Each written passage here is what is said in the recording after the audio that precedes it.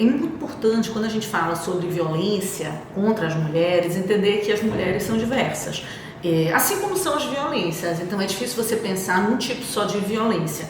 Em regra, quando a gente pensa violência contra a mulher, a gente está pensando na mulher urbana, aquela mulher que é casada, tem 2 filhos, uma violência que é doméstica, mas existem outras dinâmicas de violência que acontecem que acabam sendo invisibilizadas.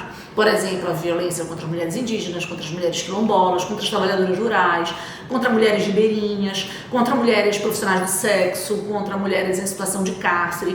Então, a gente precisa complexificar o nosso olhar e pensar como são diversas as mulheres e como essas mulheres sofrem também diferentes tipos de violência. Então, a gente pensa muito na violência física, mas a própria Lei Maria da Penha traz outras dimensões de violência, como a violência física, a violência sexual, a violência moral, a violência patrimonial. Então, essas violências também precisam ser analisadas com cautela. Então, por exemplo, nós somos o estado que proporcionalmente tem a maior população negra do Brasil. Isso faz com que muitas das nossas violências contra as mulheres sejam carregadas pelo racismo.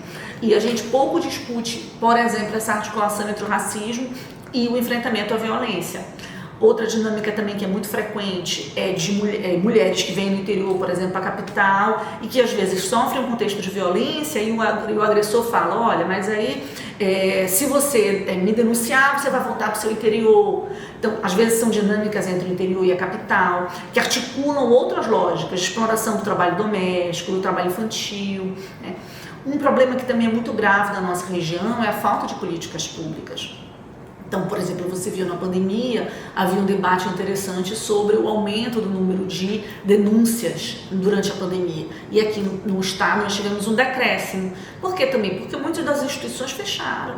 Nós temos poucas instituições, muitas concentradas na capital, né, ou nos grandes centros urbanos. Então, uma mulher que sofre violência tem dificuldade de achar uma delegacia especializada, um núcleo da defensoria, do Ministério Público. Esses serviços não estão disponíveis, casas-abrigo. Então isso também é uma grande dificuldade. Como é que essas mulheres, por exemplo, ribeirinhas, vão enfrentar uma situação de violência quando ela não tem delegacia, quando ela não tem casa-abrigo, quando ela não tem centro de referência? Então esse é um tipo de violência que a gente também precisa prestar atenção. Como é que a gente pode criar políticas públicas que alcancem essa diversidade de mulheres, né? E tem um outro aspecto que é importante também, da gente pensar como as violências que acontecem contra essas mulheres, elas não são só violências que não podem ser pensadas somente de uma lógica individualizada. Por quê? Nós estamos falando, por exemplo, nos últimos anos, do aumento do desmatamento, do aumento da fome, do aumento da violência contra terras indígenas, e isso impacta as mulheres da nossa região.